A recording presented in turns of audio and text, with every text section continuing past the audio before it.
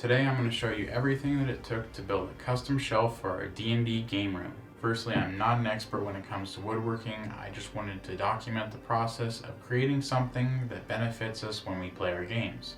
And as always, if you want to try something like this on your own, make sure you have the proper knowledge and safety equipment when doing so. The purpose of this shelf is that it provides an organized place to store our miniatures, battle maps, and terrain features, amongst other things, as well as allow them to be easily accessible should a combat encounter occur in one of our games. Our current situation, though being contained to one corner of the room, is less than ideal, as it isn't really organized or accessible, especially during the heat of combat when you want to keep the excitement up for the players that just rolled initiative. With any project of this sort, to begin the process, I needed to start by finding the dimensions and tolerances of the area that this shelf would be located. So I got out a tape measure and started measuring the area. I found that I didn't really have a massive amount of space to work with, as there's a window in this area as well, and I didn't want the shelf to interfere with the window in any way.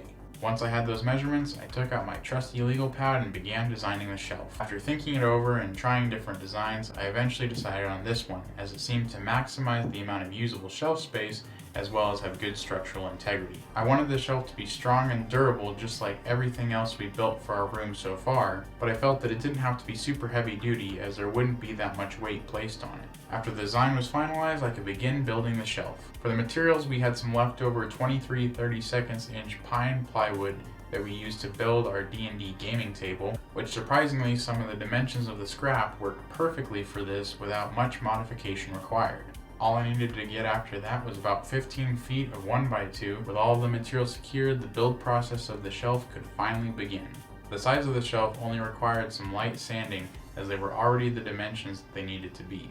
To make the actual shelf parts, I used a skill saw to cut the remaining leftover pieces into 1 foot by 1 foot squares. To cut the 1x2s down to the sizes I needed, a skill saw was also used. This process honestly went really smoothly, as the shapes and sizes I was making were rather simple. After all the required cutting was completed, the wood could now be stained and clear coated.